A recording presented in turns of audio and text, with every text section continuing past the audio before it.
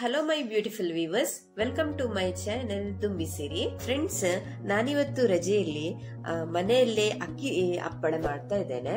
So ಅಕ್ಕಿ ಹಪ್ಪಳ ಮಾಡ್ಲಿಕ್ಕೆ ಏನೆಲ್ಲ ಬೇಕು ಅಂತ ಹೇಳಿ ತೋರಿಸ್ತೇನೆ ನೋಡಿ. ಒಂದು 10 ಗಂಟೆಗೆ ನಾವು ಈಗ ಒಂದು ಹಪ್ಪಳ ಮಾಡುದಂತೆ ಆದ್ರೆ ನಾನೀಗ ಒಂದು ಬೆಳಿಗ್ಗೆ ಒಂದು 7 ಗಂಟೆ 7:30 ಸಮಥಿಂಗ್ ನಾನೀಗ ಅಕ್ಕಿ ನೆನೆ ಹಾಕಿಟ್ಟಿದ್ದೇನೆ. ಯಾಕಂತ ಹೇಳಿದ್ರೆ ಒಂದು 2 ಗಂಟೆ ನೆನೆದ್ರೆ ಸಾಕು, ಅಕ್ಕಿ ಹಿಟ್ಟು ರೆಡಿ ಮಾಡ್ಕೊಳ್ಬಹುದು. ಈಗ ಮೊದ್ಲಿಗೆ ನಾನು 2 ಲೋಟದಷ್ಟು ಅಕ್ಕಿ ತಗೊಂಡಿದ್ದೇನೆ ನೋಡಿ. 2 ಲೋಟ ಸಾಕು. ನಾನೀಗ ಇದು ಸೆಕೆಂಡ್ ಟೈಮ್ ಮಾಡ್ತಾ ಇರೋದು, ಆದ ಕಾರಣ ಈಗ ಇದು 2 ಲೋಟ ಸಾಕು ನೋಡಿ. ಈ ಉದ್ದದ ಲೋಟೆಯಲ್ಲಿ 2 ಲೋಟ ತಗೊಂಡಿದ್ದೇನೆ. ಈಗ ಒಂದು 2 ಗಂಟೆ ನೆನೆ ಹಾಕಿ ಮತ್ತೊಂದು 10 ಗಂಟೆ ಅಷ್ಟೊತ್ತಿಗೆ ನಾನೀಗ ಕಡಿತೇನೆ. ಸ್ವಲ್ಪ ಅಂದ್ರೆ ನೈಸ್ ಆಗಿ ರುಬ್ಬಿಕೊಳ್ಬೇಕು ಇದನ್ನು. ಅಂದ್ರೆ ಇದು ಅಕ್ಕಿ ಹಪ್ಪಳ ಮಾಡುದಲ್ವಾ, ಸ್ವಲ್ಪ ಇದು ಕದು ಏನು ಸಿಗ್ಬಾರ್ದು. ಫ್ರೆಂಡ್ಸ್, ಇದು ಹಪ್ಪಳ ಮಾಡ್ಲಿಕ್ಕೆ ಹಿಟ್ಟು ಹೇಗೂ ರೆಡಿ ಆಯ್ತು ನೋಡಿ. ಸಾಧಾರಣ ಒಂದು ಇಷ್ಟು ದಪ್ಪ ಬೇಕು ಅಂತಿಲ್ಲ, ಸ್ವಲ್ಪ ತೆಳ್ಳಗಾಗ್ಬೇಕು. ಇದು ಪ್ಲೇಟ್ ಅಲ್ಲಿ ನಿಂತ್ರೆ ಸಾಕು. ಹಾಗೆ ನೋಡಿ, ಪ್ಲೇಟ್ ಕೂಡ ರೆಡಿ ಮಾಡ್ಬೇಕೀಗ. ಈಗ ಇಷ್ಟು ದಪ್ಪ ಬೇಕು ಅಂತಿಲ್ಲ, ಇದು ಸಾಧಾರಣ ದೋಸೆಗೆ ಇವಷ್ಟು ಆಯ್ತು. ಇದು ಅಷ್ಟು ಬೇಕು ಅಂತಿಲ್ಲ, ಸ್ವಲ್ಪ ನೀರು ಹಾಕಿ ತೆಳ್ಳಗೆ ಮಾಡಿಕೊಳ್ತೇನೆ ಈಗ. ಇಷ್ಟು ಸಾಧಾರಣ ಸಾಕು ಅಂತ ಅನಿಸ್ತದೆ, ಇಷ್ಟು ಸಾಕು.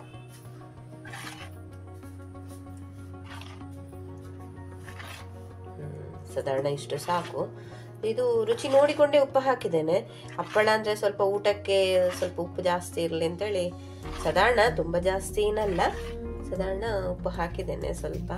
ಇದಕ್ಕೆ ಕೆಲವರು ಮಸಾಲೆ ಕೂಡ ಮಾಡಿ ಈ ತರ ಇದು ಹಿಟ್ಟು ರೆಡಿ ಮಾಡ್ತಾರಂತೆ.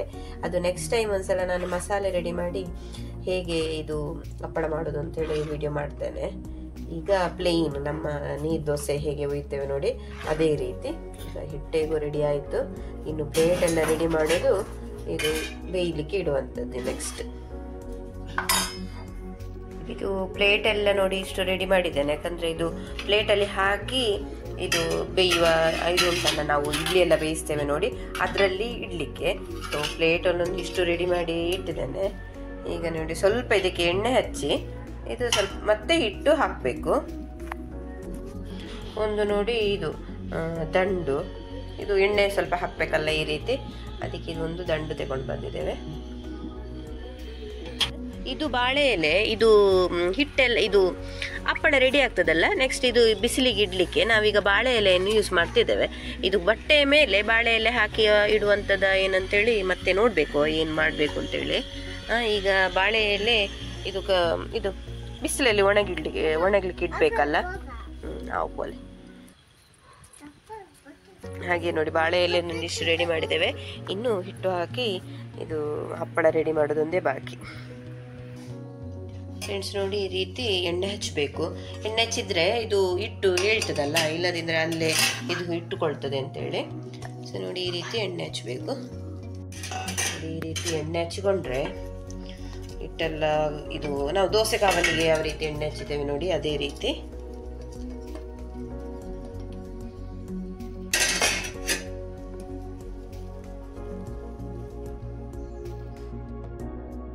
ಫ್ರೆಂಡ್ಸ್, ಇದು ನಾವು ಇದನ್ನು ಬೇಯಲಿಕ್ಕೆ ಇಡುದು ಈ ಪಾತ್ರೆಯಲ್ಲಿ. ಇದು ನಾವು ಇಡ್ಲಿ ಬೇಯಿಸ್ತೇವಲ್ಲ, ಇಡ್ಲಿ ಅಥವಾ ಕಡುಬು ಎಲ್ಲ ಬೇಯಿಸ್ಲಿಕ್ಕೆ ಇಡ್ತೇವೆ ನೋಡಿ, ಅದೇ ಪಾತ್ರೆಯಲ್ಲಿ ನಾನೀಗ ಹಪ್ಪಳ ಇದು ಬೇಯಲಿಕ್ಕೆ ಇಡುವಂಥದ್ದು.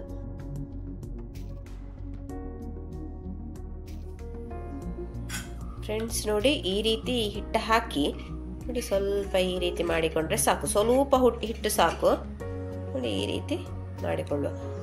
ಇನ್ನು ಸ್ವಲ್ಪ ಹಿಟ್ಟು ತಕೊಂಡು ನೋಡಿ,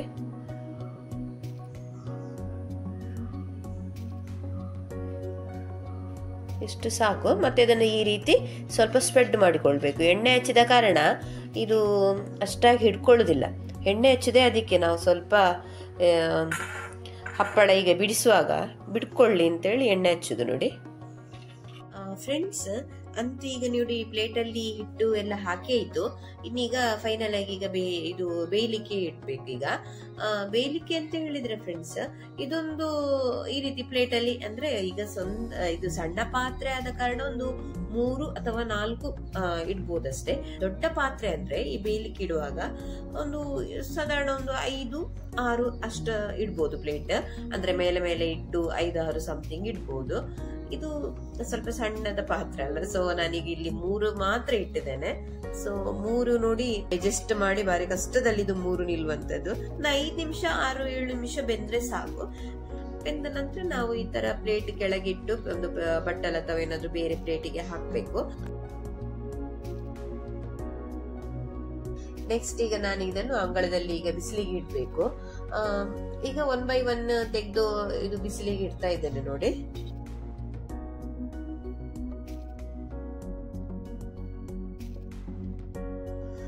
ಫ್ರೆಂಡ್ಸ್, ಇದೊಂದು ಸಾಧಾರಣ ನಾನೀಗೊಂದು 5 ದಿವಸದಲ್ಲಿ ಅಷ್ಟು ಬಿಸಿಲಿಗೆ ಇಟ್ಟಿದ್ದೇನೆ.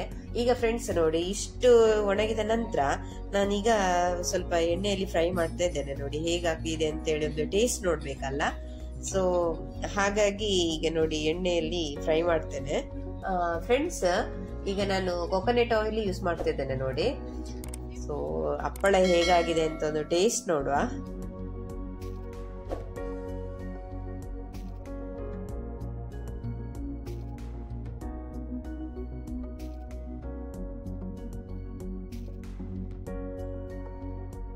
ಫ್ರೆಂಡ್ಸ್, ಕರ್ಕುರವಾದಂತ ಒಂದು ಹಪ್ಪಳ ರೆಡಿ ಆಯಿತು ನೋಡಿ. ಎಷ್ಟು ಈಸಿ ಅಂತ ಹೇಳಿದ್ರೆ ಮಾಡುವ ಕಷ್ಟ ಯಾರಿಗೆ ಬೇಕು.